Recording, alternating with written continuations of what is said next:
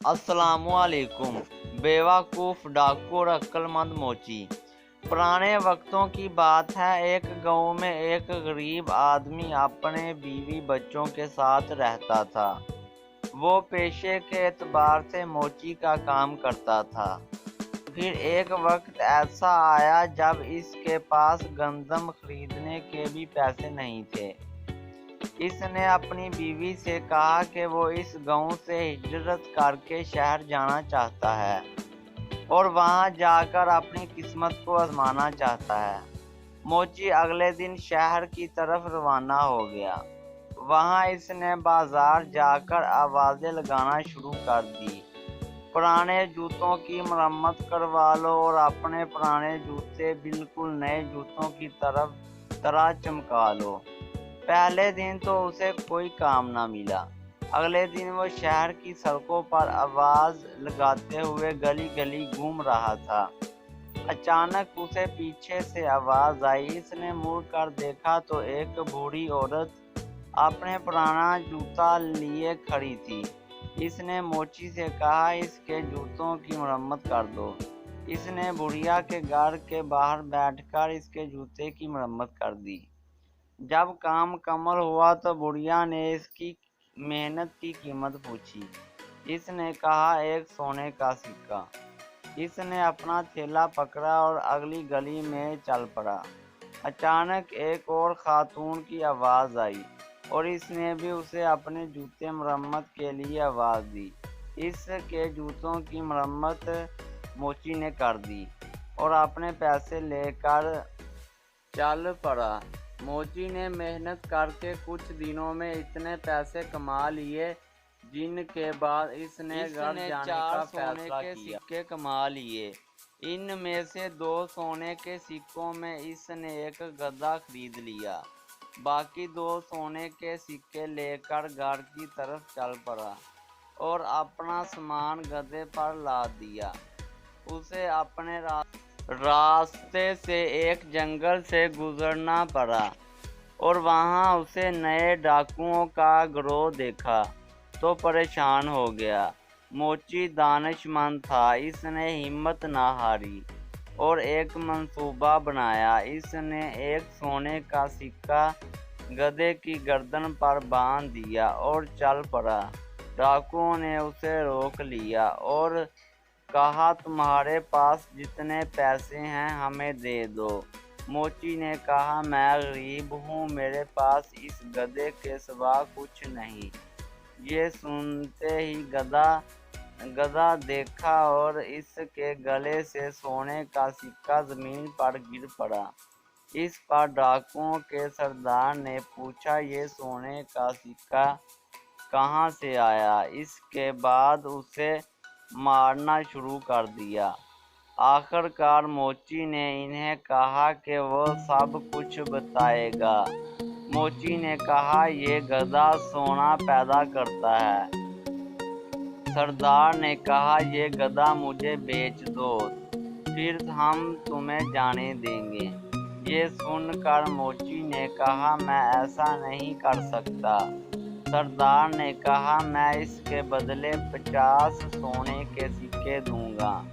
موچی رضامند ہو گیا اور اس نے ان سے کہا، باری باری ہر ایک کے ساتھ اس گدھے کو رکھنا، ورنہ آخر میں تم سب آپس میں پیسے کے لیے لڑتے رہو گے۔ موچی نے ان سے 50 سونے کے سکے لیے اور اپنے گھر کی طرف روانہ ہو گیا۔ موچی نے پیسوں سے پولٹری فارم خریدا۔ دوسری طرف چور بھی اپنے اڈے پر پہنچ گئے تھے۔ سردار نے کہا، میں پہلے دن اس گدھے کو رکھوں گا۔ گدھے کو اپنے ساتھ لے کر پاس سو گیا۔ اسے یقین تھا کہ میں امیر ہو جاؤں گا۔ پھر جب صبح آنکھ کھلی تو سونا نہ پایا۔ ایک ایک کر کے سبھی ڈاکوؤں نے اس گدھے کو ساتھ رکھا، پھر سونا کسی کو نہ ملا۔ اب تمام ڈاکوؤں کو یہ یقین ہو گیا تھا کہ موچی نے ہم سے جھوٹ بولا ہے۔ وہ موچی کے گھر کی طرف چل پڑے۔ وہ فارم میں کام کر رہا تھا۔ اس نے جب ڈاکوؤں کو آتے ہوئے دیکھا تو وہ فوراً اپنی بیوی کے پاس گیا اور اس نے کہا جب وہ ڈاکو گھر پہنچیں گے اور میرا پوچھیں گے تو انہیں بتانا کہ میں فارم میں کام کر رہا ہوں اور ہمارے کتے ٹومی کو مجھے بلانے بھیجنا۔ جب ڈاکو پہنچے تو اس کی بیوی نے ایسا ہی کیا، اگرچہ موچی گھر کے پیچھے بیٹھا انتظار کر رہا تھا۔ جب ٹومی کو بلانے پہنچ گیا تو وہ ہاں سے بلانے کے لیے دوڑ گیا۔ اتنے میں موچی گھر کے پیچھے سے آ گیا۔ یہ دیکھ کر ڈاکوؤں کے سردار نے پوچھا تم نے ہمیں دھوکہ دیا ہے، یہ گدھا سونا نہیں دیتا۔ اس پر موچی نے کہا کہ آج میرے پاس جو بھی ہے اس گدھے کا ہی دیا ہوا ہے۔ سردار نے کہا یہ کتا بھی ہمیں بیچ دو۔ اس پر اس نے کچھ دیر تو انکار کیا، لیکن جب 40 سونے کے سکوں کی پیشکش ہوئی تو اس نے حامی بھر لی اور انہیں کتا بھی دے دیا۔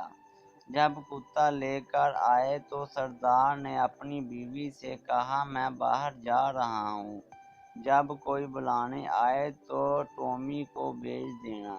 مجھے بلانے کے لیے ایک ڈاکو جب گھر آیا تو اس کی بیوی نے کتے کو اسے بلانے بھیج دیا اور ڈاکو کو بلانے کتا نہ پہنچا اور وہ اپنے مالک کے گھر چلا گیا۔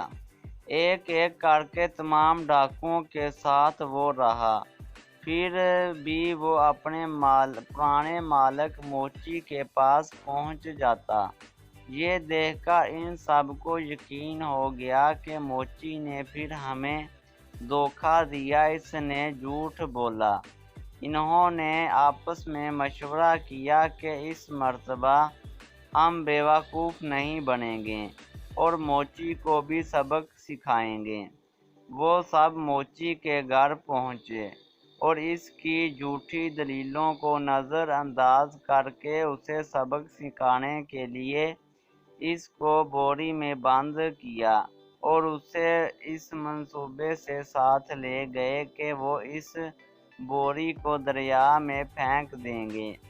راستے میں ڈاکوؤں نے کچھ دیر آرام کیا اور وہ بوری چھوڑ کر چلے گئے۔ وہاں یہ بوری میں موجود موچی بھی چیخ و پکار بلند کر دی۔ اچانک وہاں ایک بندہ اپنی بکریاں چرا رہا تھا، وہ پاس سے گزرا۔ موچی نے کہا مجھے یہاں سے نکال دو، میں بادشاہ نہیں بننا چاہتا۔ اس پر اس بندے نے کہا اگر میں تمہاری جگہ ہوتا تو بادشاہ بن جاتا۔ موچی نے کہا تم میری جگہ بادشاہ بن جاؤ، مجھے اس بوری سے باہر نکالو۔ اور وہ اس انجان بندے کو بوری میں اپنی جگہ بند کر دیا اور موچی اس کی بکریاں لے کر چرانے لگا۔ جب ڈاکو وہاں پہنچے تو بوری لے کر چل پڑے۔ انہوں نے بوری کو ندی میں پھینک دیا اور وہاں سے دوسری طرف ہوئے۔ راستے میں جب موچی ملا تو وہ حیران رہ گئے۔ انہوں نے موچی سے کہا کہ وہ یہاں کیسے آیا؟ موچی نے کہا اس ندی کے نیچے ایک سونے کی کان ہے، وہاں بہت سونا ہے اور وہاں پر موجود سونے کی رکھوالی کرنے والے نے مجھے باہر نکالا۔ سردار نے کہا کہ ہمیں بھی وہاں لے چلو اور خبردار اگر تم نے ہمیں اس مرتبہ بیوقوف بنایا۔ وہ انہیں اس ندی کے کنارے لے گیا۔ موچی نے کہا اگر تمہیں سونا چاہیے تو خود کو بوری میں بند کرنا ہوگا۔ تمام ڈاکوؤں نے اپنے آپ کو بوری میں بند کیا اور موچی نے سب کو ندی میں پھینک دیا۔ اس کہانی سے ہمیں یہ سبق ملتا ہے کہ ہمیں بغیر سوچے سمجھے کسی کی بات پر یقین نہیں کرنا چاہیے۔ سب سے پہلے دوسرے بندے کی بات کا جائزہ لینا چاہیے اور سوچنا چاہیے اگر کوئی ہمیں مشورہ دے رہا ہے تو اس کے پیچھے کوئی حقیقت ہے یا نہیں۔ اگر ڈاکوؤں کی طرح کوئی بھی بغیر سوچے سمجھے یقین کر لے گا تو اس کا بھی حال ایسا ہی ہوگا جیسے کہ ڈاکوؤں کا ہوا ہے۔